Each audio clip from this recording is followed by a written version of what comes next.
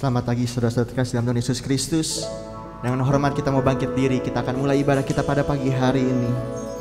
Kita mau tinggikan nama Tuhan, Tuhan yang telah bangkit naik ke surga untuk menyelamatkan setiap kehidupan kita, menyertai dalam setiap kehidupan kita. Dan kami tenang dalam kehidupan kami, Tuhan.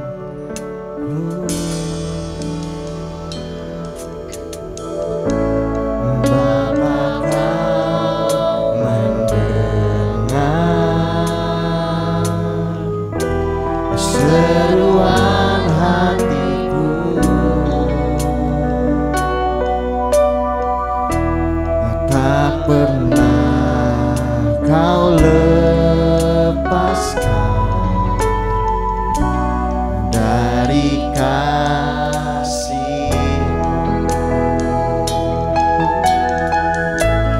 Lewat lembah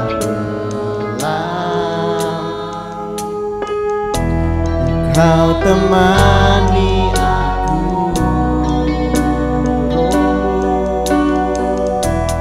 Roh-Mu bekerja selalu untuk kebaikanku.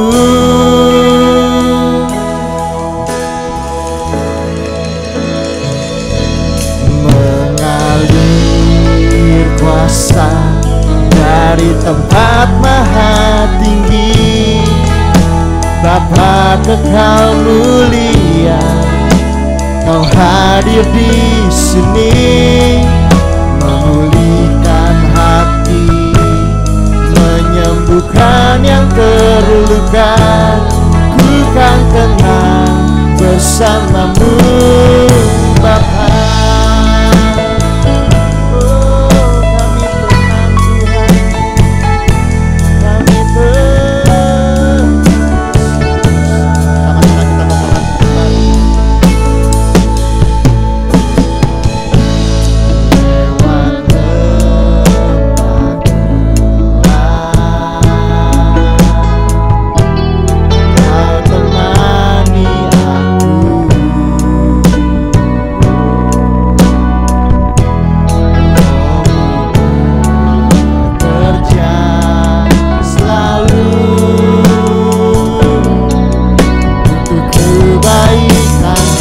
Sama-sama kita mau katakan,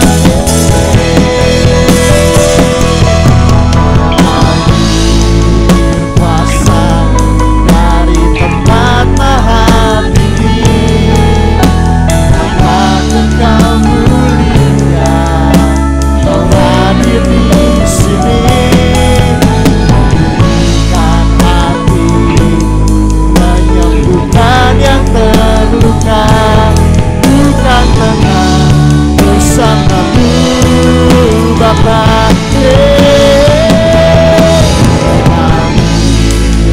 Kuasa dari tempat maha tinggi, Bapa kekal mulia, Kau hadir di sini, memulihkan hati, menyembuhkan yang terluka.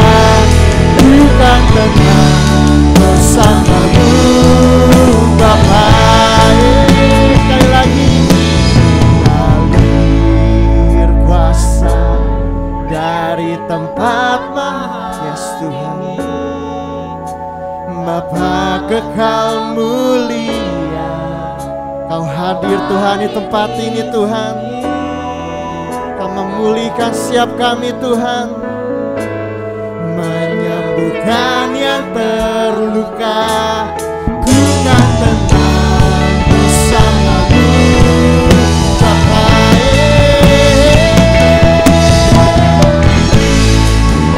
Kuasa dari tempat maha tinggi, Bapa kekal mulia, Kau hadir di sini,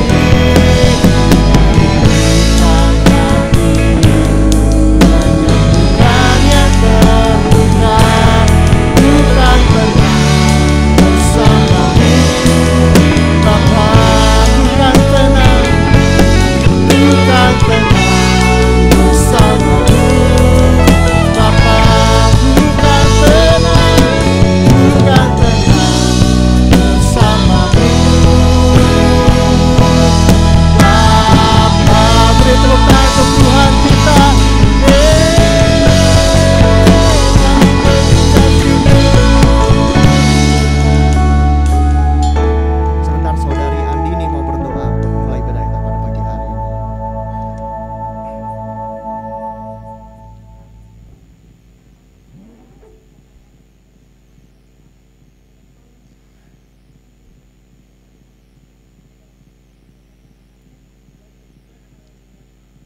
Amin.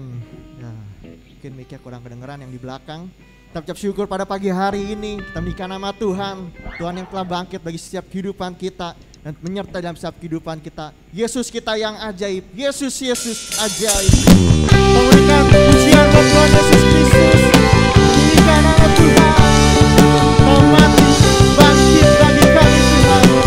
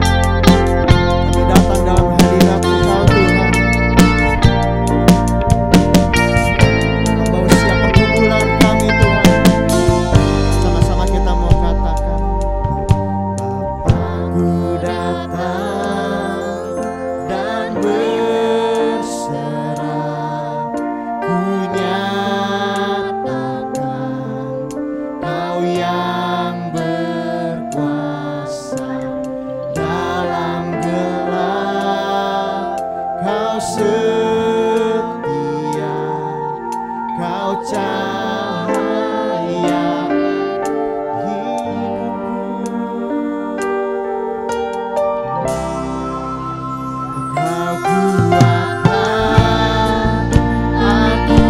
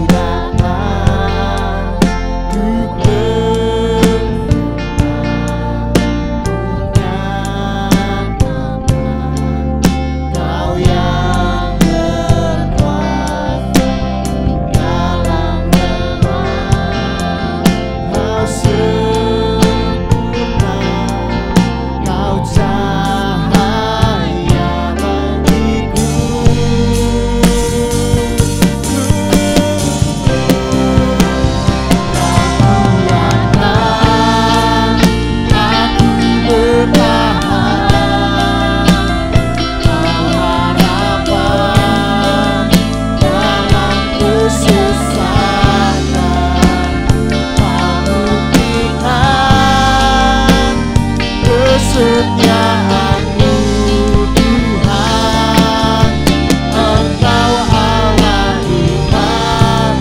Aku akan aku bertahan berharapan dalam kesesatan. Aku iman kesetiaan-Mu Tuhan, Engkau Allah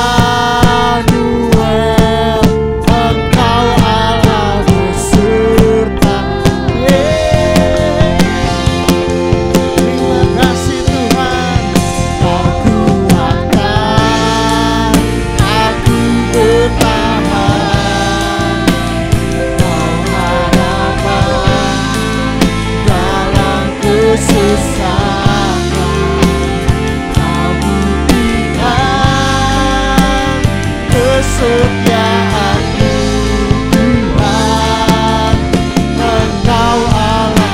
Sekali lagi kita mau katakan, Kau kuatkan, aku bertahan, harapan dalam kesesatan.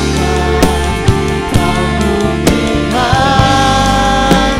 kesetiaan-Mu Tuhan, Engkau Allah Immanuel. Engkau Allah, Engkau Allah Immanuel.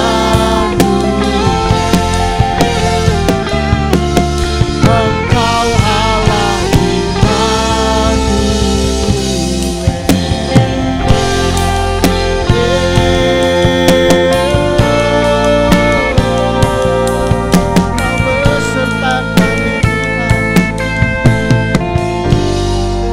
Sebentar dengan hormat saudari Mila mau berdoa untuk kita mendengarkan firman Tuhan. Bapa kami yang di surga, terima kasih ya Tuhan untuk berkat-Mu siang hari ini. Bapa, sebentar kami akan duduk diam untuk mendengarkan sebagian dari firman-Mu.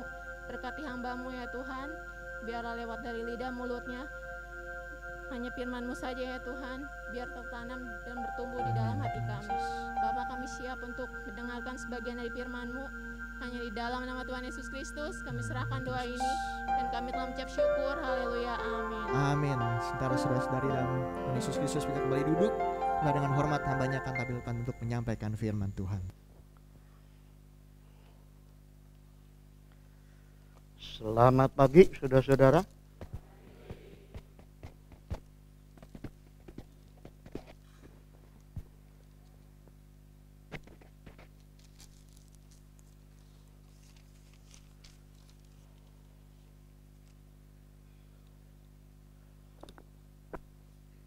Hari Kamis kita tidak ada ibadah sebagai hari besar memperingati kenaikan Tuhan Yesus ke surga. Hari ini saya ingin mengulangi arti dari kenaikan Kristus ke surga. Mari kita lihat dari Mazmur 110 ayat yang pertama. Mazmur 110 ayat pertama.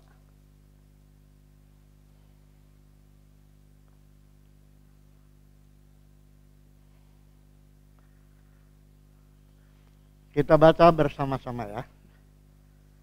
2, 3. Mazmur Daud. Demikianlah firman Tuhan kepada Tuanku. Duduklah di sebelah kananku sampai kubuat musuh-musuhmu menjadi tumpuan kakimu. Amin. Di atas berjudul Penobatan Raja Imam ya. Jadi ini adalah sebuah nubuat dari Daud bahwa satu ketika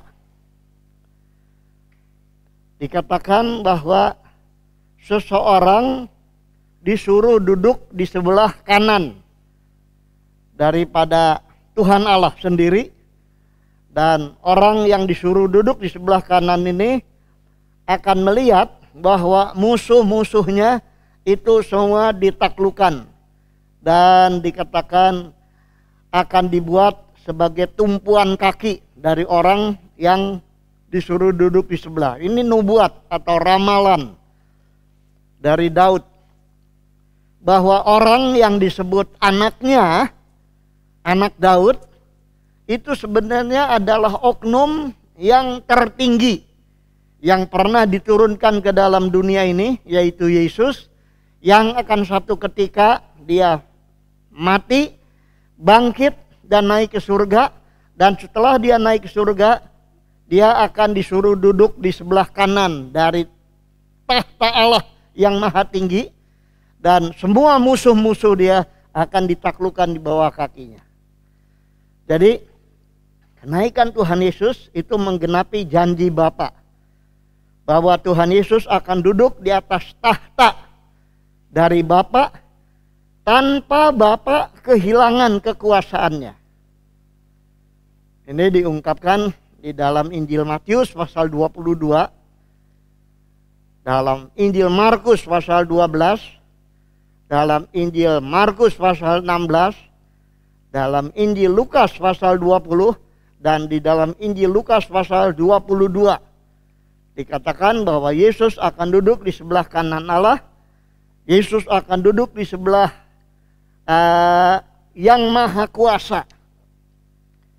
Jadi saudara-saudara, sebelum Yesus Kristus dia mati naik ke surga, sebetulnya lama sekali Daud sudah menubuatkan, memberitahu bahwa yang disebut anaknya dia, keturunan dari dia, Yesus, itu sebetulnya adalah oknum yang jauh lebih besar dari anggapan manusia.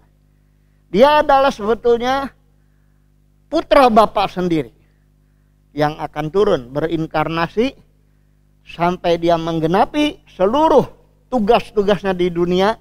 Dia akan kembali ke surga dan dia akan membuktikan bahwa dia naik ke surga untuk satu maksud, bahwa rencana Bapa itu pasti genap oleh dia. Nah, saudara-saudara, sebab itu kalau saya bisa memperlihatkan kepada saudara dari banyak hari-hari raya orang Kristen, hari raya kenaikan Yesus ke surga ini salah satu yang terbesar. Di samping kebangkitan Yesus. Kebangkitan Yesus membuktikan bahwa dia tidak bisa dikalahkan oleh apapun, siapapun, bagaimanapun. Dan kenaikannya ke surga akan membuktikan bahwa siapa dia sebenarnya. Makanya yang mau melihat tentang masalah ini, ya, kita akan melihat bahwa sebenarnya kita itu tidak salah pilih, saudara. Ya. Kalau saudara sampai memilih Yesus, percaya kepada Yesus, sebetulnya adalah sesuatu keputusan yang terbesar, yang tidak mungkin salah. Karena sebelum Yesus ada orang-orang yang mengaku besar. Setelah Yesus pun ada yang mengaku dia juga besar. Tetapi Yesus sekali lagi di atas segala-galanya. Itu sebabnya sekali lagi, kadang-kadang di dalam kemanusiaan kita ada pertanyaan. Apa saya pilih Yesus itu tidak salah? Apa tidak saya lebih baik pilih yang sebelum Yesus atau sesudah Yesus? Tetapi sekali lagi, kalau saudara pilih Yesus, maka saudara ada di dalam satu kondisi yang tidak pernah keliru. Karena Yesus pernah mengatakan, akulah jalan, akulah kebenaran. Tidak mungkin ada dua kebenaran. Akulah kehidupan. Tidak ada seorang pun sampai kepada Bapa, apalagi duduk di sebelah kanan Bapa, kecuali dengan aku.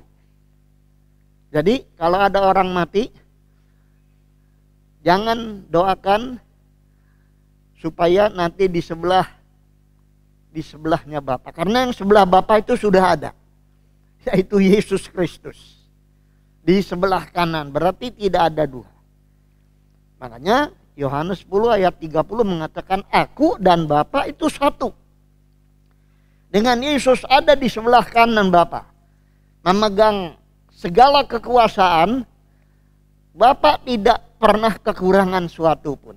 Bapa masih aktif, Bapa masih bekerja, dan dia akan menaklukkan segala musuh-musuhnya, segala saingan-saingannya di bawah kaki Yesus.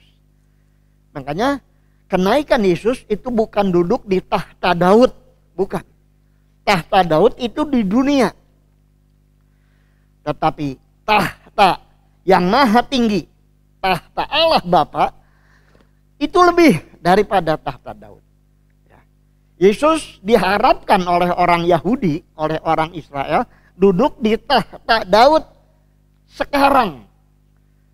Makanya orang Yahudi tidak percaya kepada Yesus, karena Yesus waktu datang, dia tidak jadi raja di dunia ini. Nanti, Alkitab bilang di dalam kitab Wahyu, nanti, setelah dia datang lagi, dia akan mendirikan kerajaan 1000 tahun lamanya.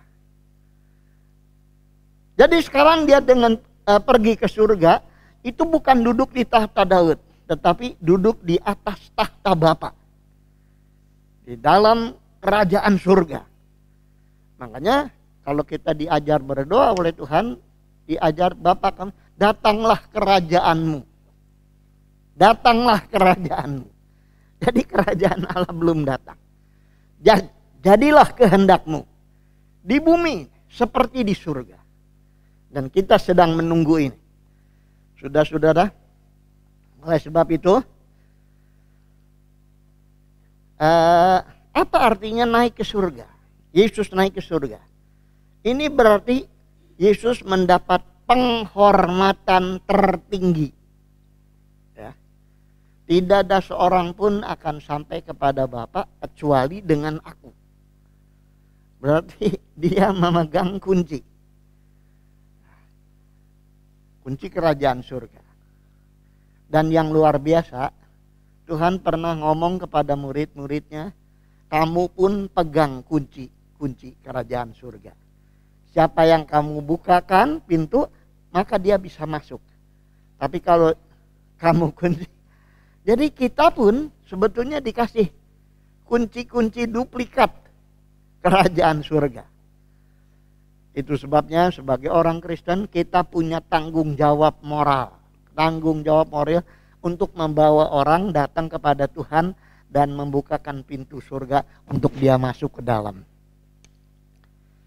Kita orang Kristen bukan dipanggil untuk jadi pengangguran, tetapi dipanggil untuk pegang kunci kerajaan surga. Supaya orang yang belum masuk dia bisa masuk. Dan orang yang tidak mau masuk, kita tidak bisa paksa. Kita tutup lagi, lalu kita kunci lagi. Nanti ada orang lain, kita sodor. Makanya saudara-saudaraku, kita harus tahu arti dari kenaikan Kristus ke surga. Dan saya ingin bersama saudara melihat beberapa daripada arti kenaikan Yesus ke surga. Ngapain dia di surga? Pertama, Dia sekarang jadi pembela kita. Coba kita lihat Roma 8 ayat 34. Di pengadilan biasanya ada grup yang dinamakan pembela. Ya. Demikian juga kita di dalam dunia ini, nanti sampai sana kita perlu pembela, saudara-saudara. Ini akan membuat hati kita teguh karena ada yang bela. Coba kita baca Roma 8 ayat 34. Kita baca bersama 2, 3. Kristus Yesus yang telah mati, bahkan lebih lagi yang telah bangkit, yang juga duduk di sebelah kanan Allah, yang malah menjadi pembela bagi kita. Kristus Yesus yang sudah mati. Paulus bertanya kepada orang-orang di Roma, Yesus mati? Kayaknya mati, gak berdaya. Tapi dikatakan dia sebetulnya telah bangkit, bahkan lebih lagi. Yesus memang mati, tapi Yesus lebih dari semua karena dia bisa bangkit.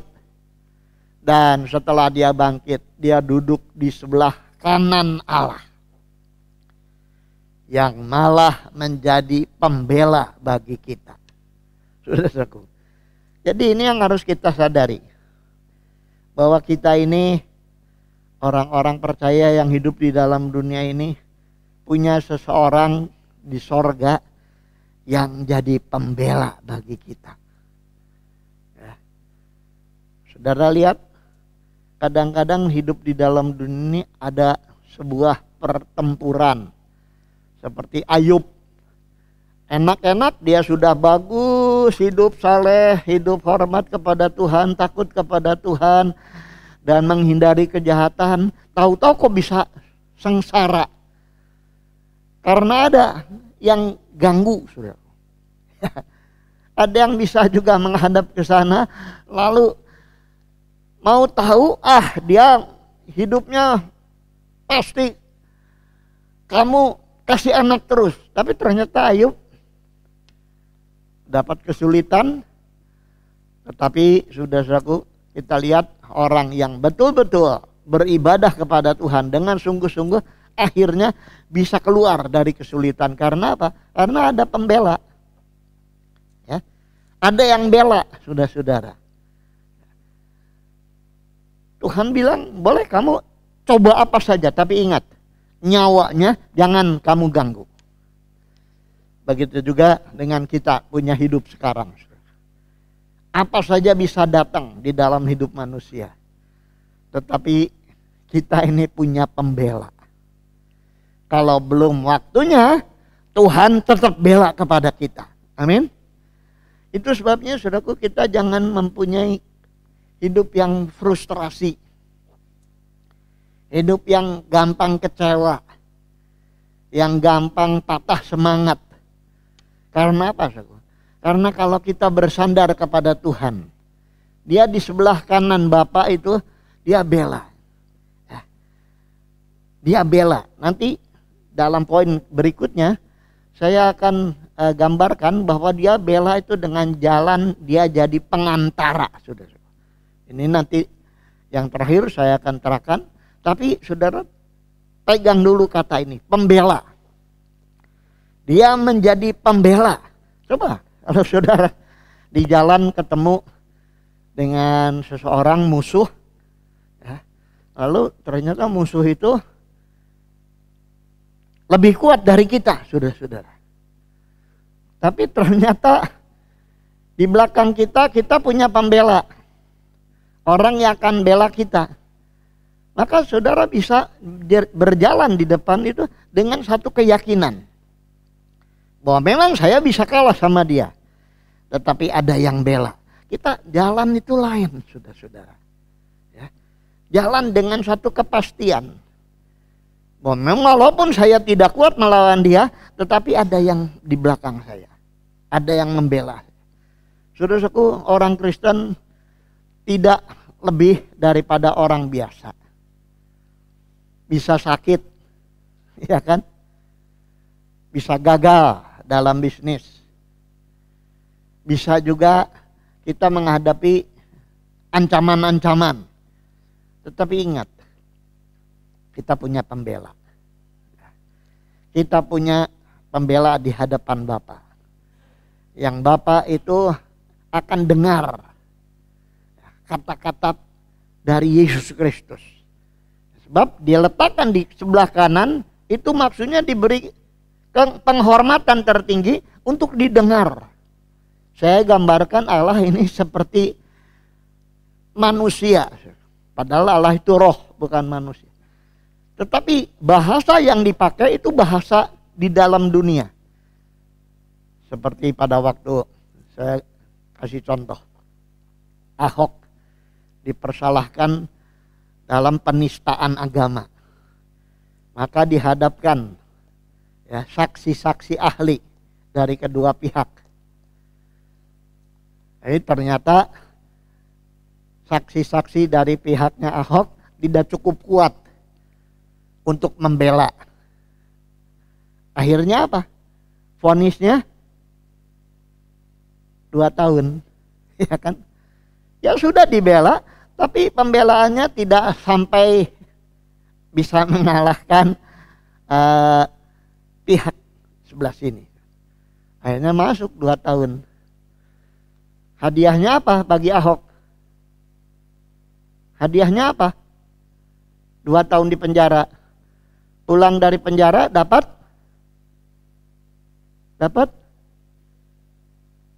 Masa nggak tahu? Dapat siapa? Dapat siapa? Istri lama, istri baru.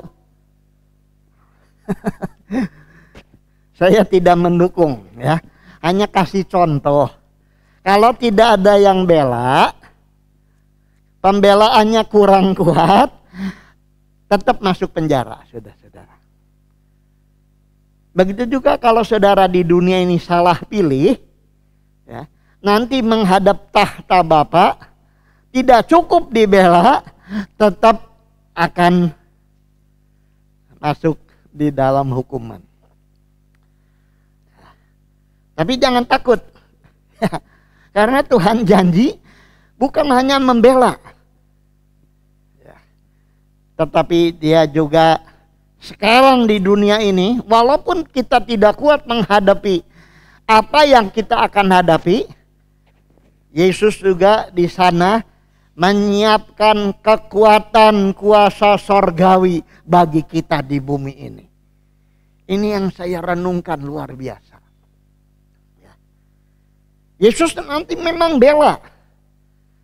Tetapi Yesus ada di sorga. Bagaimana dia membela kita? Dengan apa dia bela kita? Sedangkan dia di sana katanya. Rasul Paulus menulis kepada gereja di Efesus. Dia menyiapkan ini. Coba kita baca. Efesus 1 ayat 19 dan 20. Surat Efesus pasal yang pertama ayat 19 dan ayat 20. Setiap kali saya membuka firman Tuhan, saya mendapatkan kekuatan. Luar biasa. Ya. Bukan hanya dia disebut pembela, dan kadang-kadang kita tidak jelas belanya bagaimana. Katanya dia di sana. Sedangkan kita ada di sini. Dengan apa dia bela? Paulus bilang kepada orang Efesus begini. Kita baca ya. Ayat 19-20. 1, 2, 3. Dan hebat kuasanya bagi kita yang percaya. Sesuai dengan kekuatan kuasa. Betapa hebat. Nanti dulu. 19. Betapa hebat kuasanya. Bagi siapa? Bagi kita yang kalau nggak percaya ya nggak hebat kuasanya. Tapi dikatakan betapa hebat kuasanya bagi kita yang percaya. Sesuai dengan kekuatan kuasanya. Sebab itu saya menganjurkan saudara-saudara yang di atas 60 tahun juga tiap minggu nggak apa-apa kebaktian. Karena apa? Karena ada kuasa yang hebat. Tapi bagi yang percaya, ini percayanya sama orang atau percayanya sama firman Tuhan? Kalau percaya kepada dia, firman Tuhan, hebat kuasanya bagi kita yang percaya. Sesuai dengan kekuatan kuasanya. Dia punya kekuatan kuasanya. Ayat 20.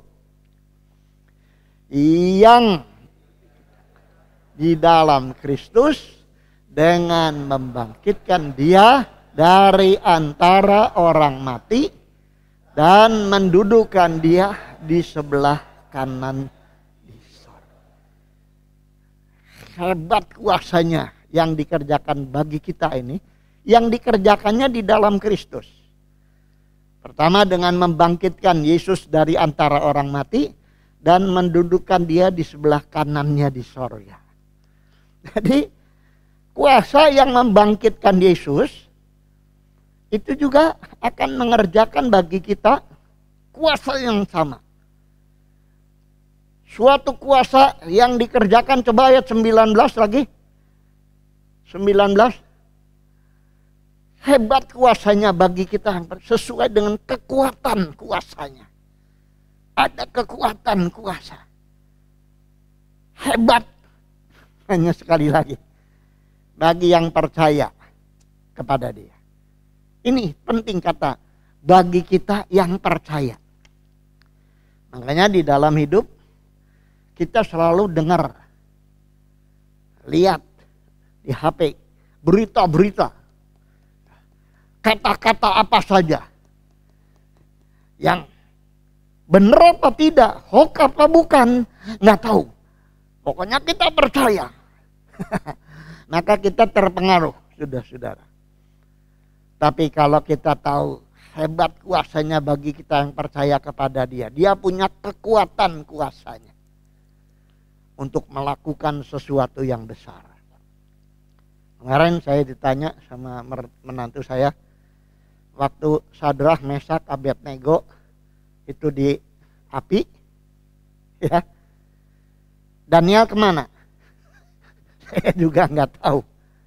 Karena Daniel sedang ada di dalam pemerintahan. Daniel tidak sama-sama dengan ketiga orang ini. Ini temannya ini dimasukin ke dalam api yang 7 kali dipanaskan. Sampai orang yang menggotongnya sendiri pada mati. 3 orang ini kok bisa hidup.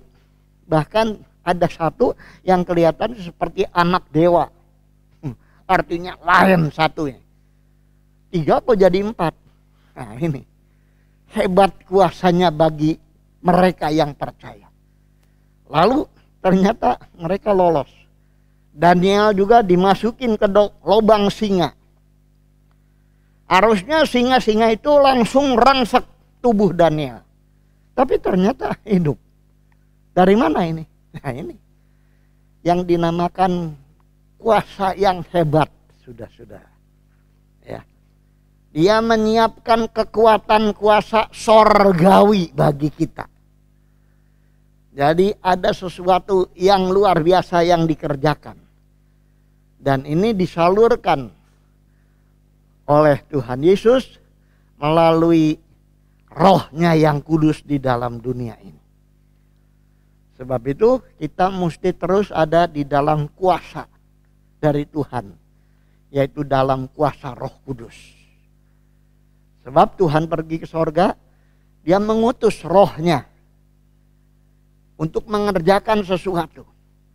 Sehingga harusnya sudah diterkam sama api, ternyata kuat. Harusnya sudah dimakan sama singa, ternyata kuat. Harusnya sudah dimakan sama yang sekarang namanya itu, nggak mau saya nyebutinnya, udah bosen dengernya. Harusnya mati oleh itu, tapi ternyata kita masih, semuanya masih ada. Amin. Itu sebabnya saudaraku, kita harus tahu Yesus pergi ke sorga menyiapkan kekuatan kuasanya bagi kita sekalian.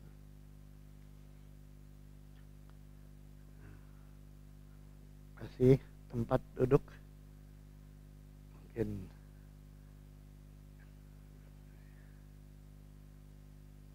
ya. Ini poin yang kedua. Ya. Yesus ke surga jadi pembela bagi kita.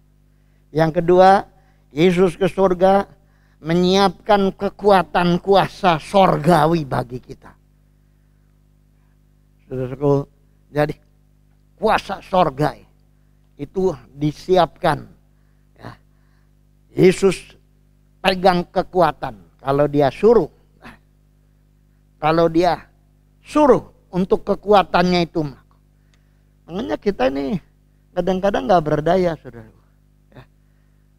Seperti nyanyian, dengan apa saya mau lakukan.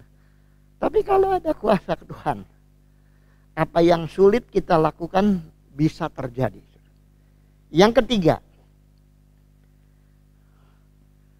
Kolose pasal 3 ayat 1 sampai ayat 2. Poin ketiga. Kolose 3 ayat 1 dan ayat kedua. Apa maksudnya Yesus itu pergi ke surga? Kita baca 2, 3.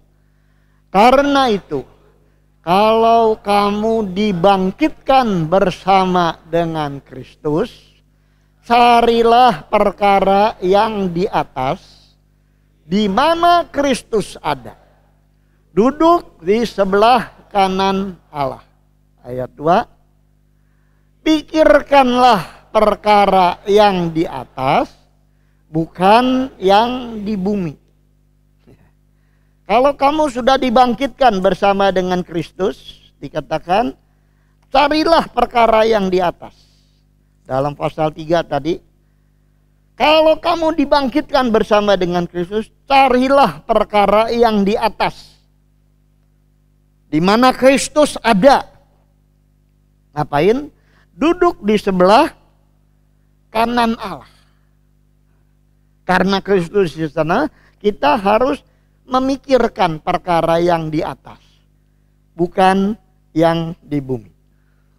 Jadi Kristus naik ke surga, dia menyiapkan perkara-perkara di atas untuk kepentingan kita di sini. Jadi Kristus itu berpikir, apa yang harus aku buat untuk orang-orangku yang ada di bawah. Dia dibangkitkan. Dia ada di sana. Duduk di sebelah kanan Bapa, kanan Allah. Dia memikirkan untuk menyiapkan perkara-perkara yang di atas untuk kepentingan kita di sini.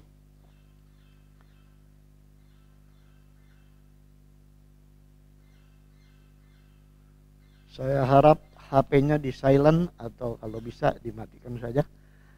Jadi saudara-saudaraku, sekali lagi, kita ini punya yang memikirkan apa yang perlu bagi kita di sini, dipikir dari sana. Nah, makanya kita pun harus punya pikiran ke sana. Pikirkan perkara yang di atas, bukan yang di bumi. Bukan berarti bahwa kita tidak boleh berpikir untuk kerjaan, untuk rumah tangga dan lain sebagainya.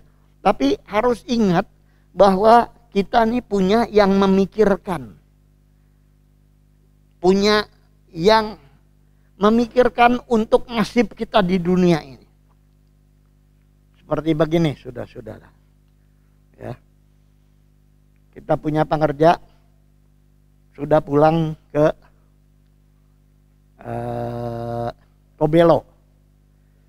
Dia kasih tahu sama saya, Pak, saya tanggal 16 Juni mau menikah.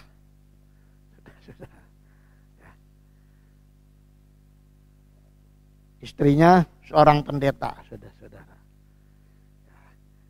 Saya bilang ya berdoa saja. Karena dia adalah tidak taken kontrak sama kita, hanya 1 tahun, ya sudah saya berpikir 1 tahun. Tapi setelah lepas, ya itu urusan sendiri. Ya, saya tidak punya tanggung jawab. Kalaupun dia mau menikah, ya kalau ada berkat ya kita kirim. Tapi tentang segala sesuatu, yaitu urusan dia, betul tidak? Tapi lain dengan Tuhan Yesus. Kita dengan Yesus itu sudah taken kontrak sebagai anak, kita ini anak. Dan sebagai anak, Yesus juga anak, kita sewaris, punya warisan sama-sama. Jadi ada yang menyiapkan sesuatu bagi kita untuk kepentingan kita di bumi ini. Karena lain, hanya kerja, taken kontrak kerja dengan taken kontrak anak. Sebagai anak, itu ada tanggung jawab moral sebagai orang tua kepada. Makanya kalau orang tua memikirkan anaknya itu sampai mendalam, artinya semua masa depannya dipikirkan dulu sekarang, saudara-saudara. Itu memang kewajiban. Beda kalau ada orang kerja.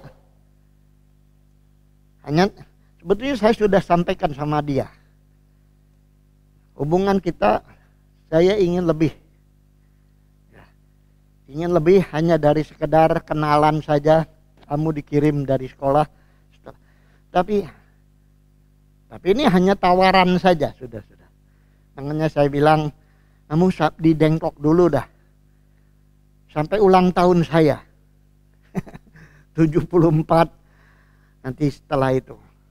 Ya, tapi ya tidak mau, saudara. Ya. Sudah mau pulang ya, kita sebenarnya tidak harus kita beliin tiket segala, kapal terbang segala macam ya untuk pulang, sebetulnya tidak. Tapi ini kita karena kita ada ya sudah kita beliin. Ya. Sebenarnya kita harus kirim lagi ke sekolah karena itu memang perjanjiannya begitu 1 tahun. Tapi kita karena dia sudah beres, utang sama sekolah sudah selesai, ijazah S1-nya sudah datang ke Dengklok dan ya sudah, kita bebaskan untuk pulang ke kampung, ke Maluku Utara. Ya sudah. Jadi ini, hubungan kita dengan Tuhan itu lain. Makanya kita perlu pikir perkara yang di atas. Artinya dia sedang menyiapkan perkara-perkara di atas untuk kepentingan. Nah, saya sebagai pendeta punya tanggung jawab moral untuk memberikan makan, untuk memberikan konsumsi rohani yang membuat kita itu tahu betul apa artinya kita percaya Yesus. Bukan hanya sekedar khotbah yang berisi sesuatu yang tidak ada pengaruh buat hidup di dunia ini, tetapi tanggung jawab untuk memberikan, menyiapkan perkara-perkara yang di atas untuk kepentingan kita yang di bawah. Supaya apa? Firman Tuhan itu kuat dan punya kuasa, saudara-saudara. Dia seperti pedang bermata dua yang bisa menceraikan ketakutan, kegentaran, kebimbangan, kekecewaan, dan segala sesuatu yang tidak berguna bagi hidup di dunia ini. Ini kewajiban. Makanya saya minta, Tuhan, bukan supaya mereka ketawa-ketawa, bukan mereka supaya nangis-nangis ketakutan, tapi supaya jiwa mereka diberi makan.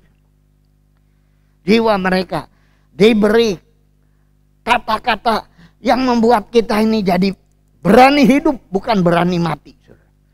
Berani melakukan tugas kita, bukan tidak berani melakukan tugas.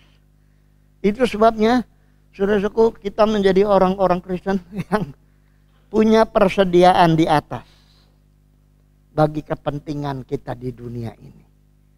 Ya. Kalau yang dari atas itu luar biasa. 5 roti, 2 ikan bisa bikin kenyang berapa ribu? 5.000. Kalau yang di bawah 5 roti 2 ikan tidak disertai oleh kuasa yang dari atas, 5 roti 2 ikan, berapa orang yang makan? Ya, wajar karena 5 roti. Tapi kalau di bawah kuasa Tuhan, saudara-saudara, saya percaya ada kekuatan yang tidak nampak yang membuat kita ini bisa menjadi kuat. Itu sebabnya hati saya bergejolak ya, untuk minta dari atas sesuatu untuk di bawah. Dan saya harap para pelayan Tuhan, terutama orang-orang yang berkhotbah, jangan sampai hanya mengandalkan pengalaman kita, catatan-catatan khotbah kita, pikiran kita yang terbatas kadang-kadang yang menyimpangkan firman dari kebenaran. Tetapi betul-betul minta Tuhan supaya pengalaman saya dengan Tuhan ini menjadi makanan. Makanya saya bilang kita harus stop minta keajaiban. Kita sendiri punya hidup harus jadi saksi keajaiban Tuhan di dalam hidup kita. Hidup kita sendiri membuktikan bahwa Tuhan itu bekerja di dalam kita. Sudah. Ini yang ketiga. Yang pertama, Tuhan itu pembela kita. Yang kedua, Dia menyiapkan kekuatan kuasa sorga bagi kita. Yang ketiga, yang kedua menyiapkan kekuatan kuasa sorgawi bagi. Yang ketiga menyiapkan perkara-perkara di atas. Ya. Termasuk hal-hal jasmani yang kelihatannya tidak cukup, tapi kalau oleh kuasa Tuhan itu bisa cukup. Seperti minyak dari seorang janda yang hanya bilang hanya sekian, tapi Nabi bilang kamu pinjam tempat-tempat, lalu kamu kucurkan terus, nggak habis-habis. Sudah bisa bayar utang, setelah selesai utang semua masih ada lagi persediaan. Luar biasa, hidup dalam kesaksian-kesaksian yang mengherankan. Sudah. Yang keempat, terakhir, kita punya pengantara atau imam besar di sorga. Coba kita baca Ibrani 8 ayat 1 dan 2. Yesus itu di sorga ngapain sih? Nanti kembali ke pelajaran tabernakel. Orang yang tahu tabernakel akan lebih mengerti. Ibrani 8 ayat 1 dan ayat 2. Ya. Kita baca 2, 3. Inti segala yang kita bicarakan itu ialah kita mempunyai imam besar yang demikian, yang duduk di sebelah kanan tahta yang maha besar di sorga. Ayat 2. Dan yang melayani ibadah di tempat kudus, yaitu di dalam kemah sejati, yang bukan Tuhan dan bukan oleh, melayani ibadah di tempat kudus di dalam kemah sejati yang didirikan oleh Tuhan dan bukan oleh manusia. Zaman dulu orang Israel ibadah di tabernakel, ya. Dan ibadah ini mereka harus potong hewan, darahnya dibawa, ya, lalu dibakar di mezbah. Darahnya itu harus dibawa ke atas, tapi dibawa hanya oleh imam ke sini. Ya. Yang ada di ruang suci ini hanya boleh imam. Di sini orang-orang Lewi, keturunan Harun yang melayani. Di sini imam-imam dari keturunan Harun. Ini dipilih. Tapi darah itu dipercikan di mana-mana, ya. Lalu dibawa ke atas oleh imam besar. Hanya satu imam besar. Imam-imam banyak. Imam besar itu bawa tempat berisi darah, dipercikan 7 kali. Di depan, 7 kali di atas. Nah, kalau dosa orang Israel diampuni, Tuhan turun. Lalu kelihatan cahaya. namanya Sekina. Lalu imam besar keluar, membawa sisa darah itu keluar, lalu dia angkat tangan dan mengatakan, dosamu orang-orang Israel diampuni. Demikian juga dikatakan Yesus Kristus itu imam besar kita. Dia bukan bawa darah binatang, tapi dia bawa darahnya sendiri. Dia persembahkan kepada Bapa. Dan dia akan datang kembali, saudara-saudaraku. Dia melayani di tempat kudus. Jadi persembahan kita tuh dibawa. Doa kita, penyembahan kita dengan darah. Makanya luar biasa pekerjaan Yesus. Dia imam besar yang membawa darahnya sendiri. Yang sudah ditaburkan di atas hati-hati manusia. Dan saya percaya persembahan Tuhan itu pasti diterima oleh Bapa.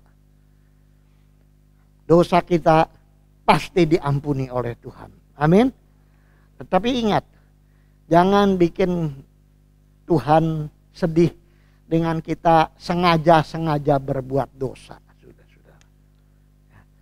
Ini menyedihkan, seperti orang tua sudah membela anaknya, lalu anaknya bikin sesuatu yang bikin malu orang tua, itu menyedihkan orang tua. Begitu juga dengan Yesus, imam besar kita. Kita sudah diampuni dari segala dosa. Tapi perbuatan-perbuatan kita di dunia tidak memuliakan dia. Itu mendukakan, saudara. Istilahnya membuat duka cita Roh Kudus. Itu sampai ke sana. Karena Bapa, Anak, Roh Kudus sebetulnya satu. Jadi mendukakan Roh Kudus berarti mendukakan Yesus. Mendukakan Yesus berarti mendukakan Bapa. Makanya kita ini punya pengantara. Segala hal yang kita serahkan kepada Tuhan Yesus, itu disampaikan oleh Yesus. Yesus mengatakan kepada Bapa, kalau memang ini manusia, anak kita ini salah, tapi dia sudah minta ampun. Dia sudah minta, karena demi darahku, maka kiranya Bapa ampuni. Dia bawa selalu. Saudara. Makanya kita ini punya pengantara. Hanya satu di antara Bapa dengan kita, yaitu Yesus. Dan Yesus ada di sebelah kanan Bapa. Ya. Makanya saudaraku, dalam Ibrani 10 ayat 12, coba kita baca. Ibrani 10 ayat 12, kita baca 2-3. Tetapi ia setelah mempersembahkan hanya satu korban saja karena dosa, ia duduk untuk selama-lamanya di sebelah kanan. Mempersembahkan satu korban saja. Korban apa? Ya dia mati sebagai anak domba. Dia sekarang duduk di sebelah kanan Allah selama-lama. Makanya kita punya mata ini harus terlalu tertuju kepada dia, sang pengantara. Ibrani 12 ayat 2. Ibrani 12 ayat 2. Nah ini agak panjang ya. Kita baca lagi 2-3. Marilah kita melakukannya dengan mata yang tertuju kepada Yesus yang memimpin kita dalam iman dan yang membawa iman kita itu kepada kesempurnaan. Dengan mengabaikan kehinaan, tekun memikul salib, ganti sukacita yang disediakan bagi dia yang sekarang duduk di sebelah. Mari kita melakukan dengan mata yang tertuju kepada Yesus. Artinya ke atas. Saya ingat dulu waktu Ius masih ada. Ya jadi pengerja beberapa bulan di sini. Dia kalau doa itu suka gini ke bawah. Saya tepak dia. Yus. Sorga itu adanya di atas. Bukan di bawah bukan berarti di bawah tidak ada Tuhan, tidak. Tapi saya sebagai gembala, kamu kalau berdoa ke atas. Coba kalau sudah lihat foto-foto saya yang sedang berdoa, saya selalu ke atas. Ini hanya ekspresi saja. Ya. Melakukan dengan mata yang tertuju kepada Yesus. Yesus ada di mana? Di sebelah kanan Bapa. Di atas. Ini hanya sebagai sebuah ekspresi saja. Ya. Dia membawa iman kita dari mulai bawah terus kepada kesempurnaan. Dia mengabaikan kehinaan, tekun memikul salib. Ganti sukacita yang disediakan bagi dia. Sekarang duduk di sebelah kanan Allah. Jadi mata kita itu harus tertuju ke atas. Makanya kita boleh aja dengar berita-berita, tapi ingat ya, jangan pikiran kita terus ke bawah. Ada orang yang dipikirin itu penyakit melulu. Waduh, sampai dia ahli. Sampai dia ahli ini dan itu tentang. Tapi dia tidak lihat ke atas. Kita berpengetahuan boleh, tapi ingat, pikiran kita jangan nancep di bawah. Mata tertuju kepada Yesus, berarti kita pandang dia terus. Makanya untuk beberapa saat kita kumpul di gereja, kita nggak mikirin di TV, nggak mikirin HP, betul tidak? Kecuali kalau yang di gereja tetap lihat-lihat WA, lihat-lihat main game malah sudah suku. Ini ada sudah suku. Tapi untuk 1 jamnya kita memandang ke atas. Kita di charge. Harus ke sana. Getaran-getaran sorgawi itu masuk di dalam kita. Kita dipenuhkan lagi. Makanya kalau sebulan sekali, saudara 3 minggunya itu kalau mikir Yesus bagus. Tapi kalau tidak, berat, saudaraku, hidup Kristen berat. Makanya saya juga tadi sebelum ibadah, saya dengerin khotbah Pendeta Dr. Daud Susilo dari Malang. Nah, dia khotbah persis seperti khotbah yang saya khotbahkan tentang Timotius yang dapat iman dari mamahnya Lois dan ibunya Renike. Sudah. Saya bilang, wah, kuatkan lagi. Saya juga di-charge oleh orang lain. Hamba-hamba Tuhan yang sama-sama kerja bagi Tuhan. Jadi kita dikuatkan.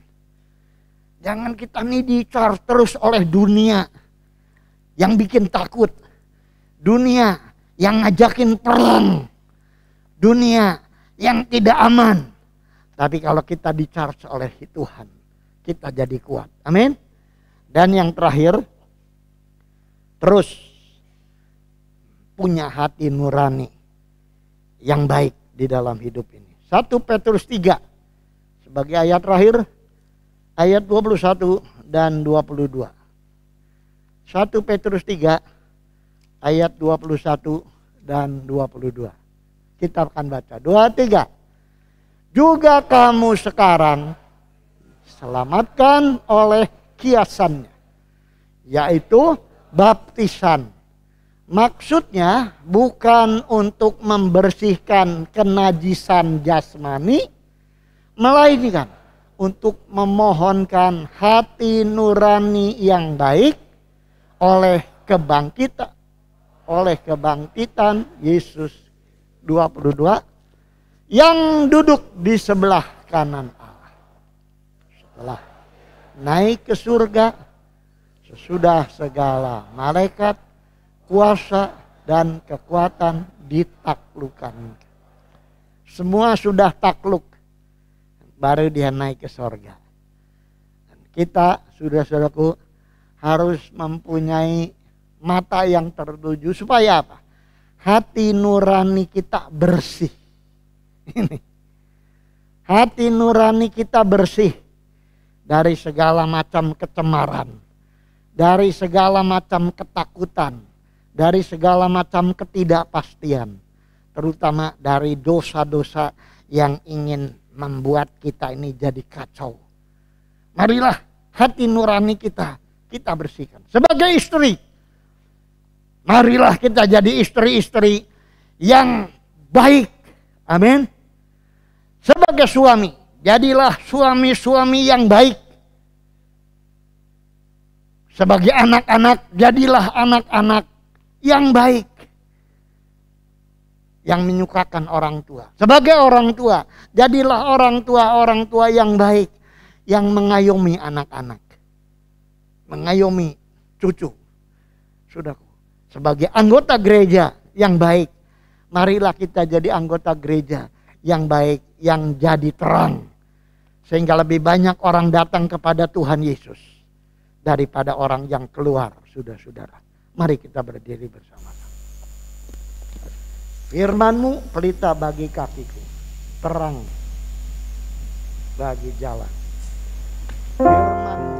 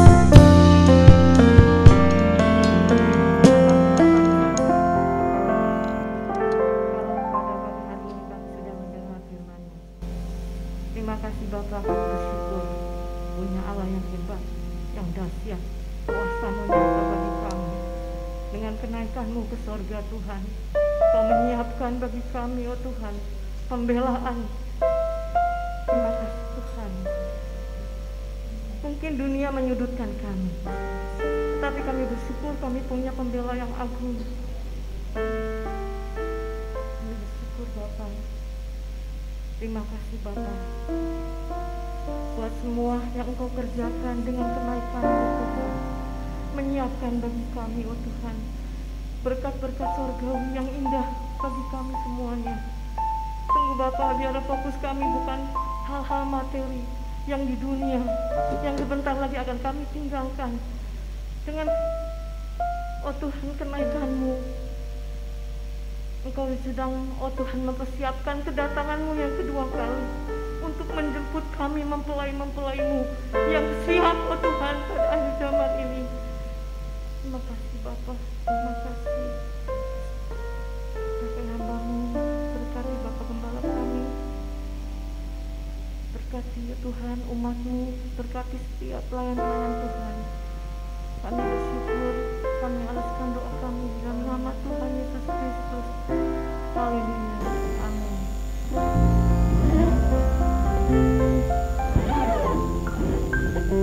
Sebelum kita akan pulang, kita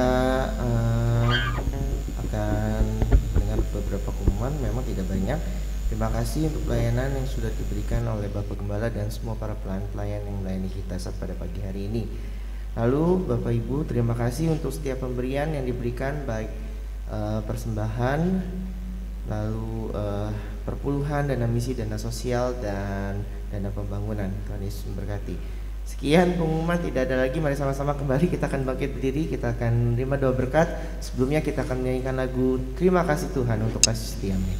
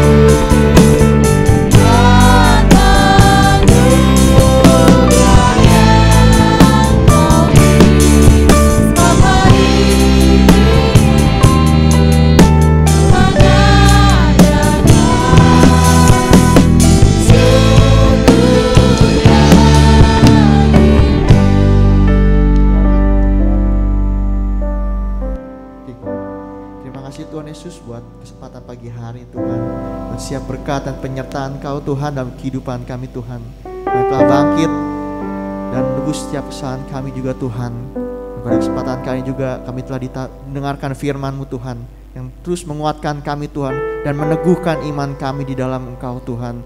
Ajar kami Tuhan melalui setiap proses kehidupan kami juga Tuhan. Ucap syukur, kami mau taruh segala doa kami dalam tangan-Mu, hanya dalam nama Yesus kami berdoa. Haleluya. Saudara-saudara, kekasih-kekasih Tuhan Yesus, tadakanlah tangan imanmu serta terimalah olehmu berkat dari Allah Tritunggal, kasih karunia Tuhan Yesus Kristus, dan kasih sayang dari Allah Bapa kita di surga serta persekutuan dengan Roh Kudus menyertai saudara pulang. Berkat ini terus menyertai mulai pagi ini sampai Maranatha, Tuhan Yesus Kristus datang kembali. Kita tutup ibadah raya pertama ini demi nama Tuhan Yesus Kristus.